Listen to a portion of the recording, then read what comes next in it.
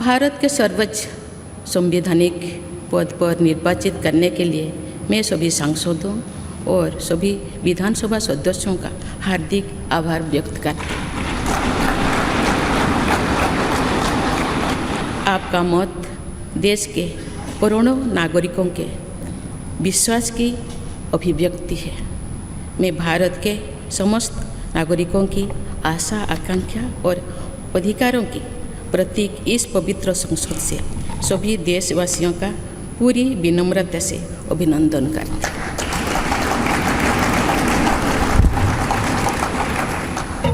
आपकी आत्मीयता, आपका विश्वास और आपका सहयोग मेरे लिए इस नए दायित्व का निभाने में मेरी बहुत बड़ी ताकत रहेगी। मुझे राष्ट्रपति के रूप में देश ने एक ऐसे महत्वपूर्ण कालखंड में चुना है जब हम अपनी आज़ादी का अमृत महोत्सव मना रहे हैं।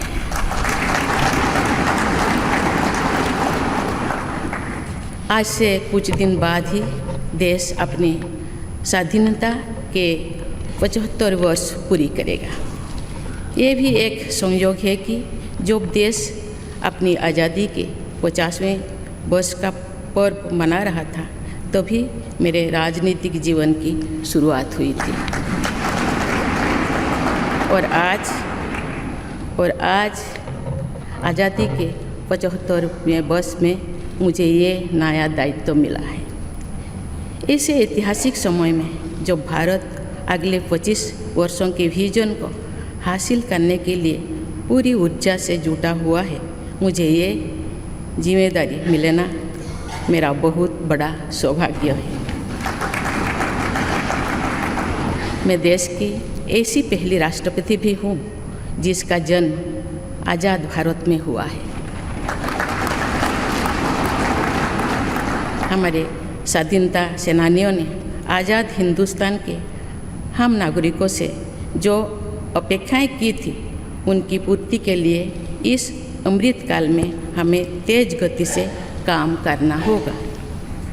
इन 25 वर्षों में अमृतकाल की सिद्धि का रास्ता 2 पटरी पर आगे बढ़ेगा, सबका प्रयास और सबका कर्तव्य।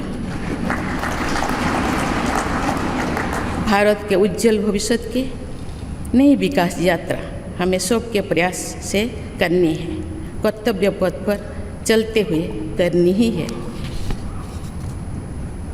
काल यानी 26 जुलाई को कारगिल विजय दिवस भी है। ये दिन भारत की सेनाओं के शौर्य और संयम दोनों का ही प्रतीक है।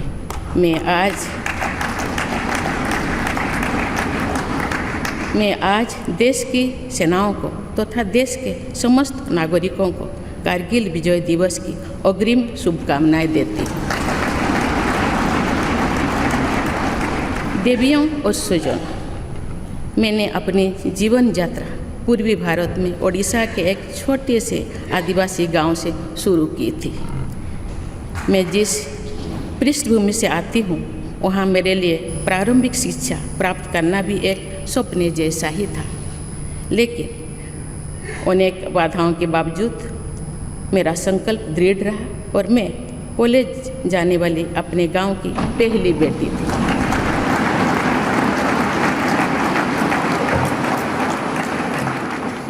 मैं जनजातीय समाज से हूँ और वार्ड काउंसिलर से लेकर भारत की राष्ट्रपति बनने तक का अवसर मुझे मिला है।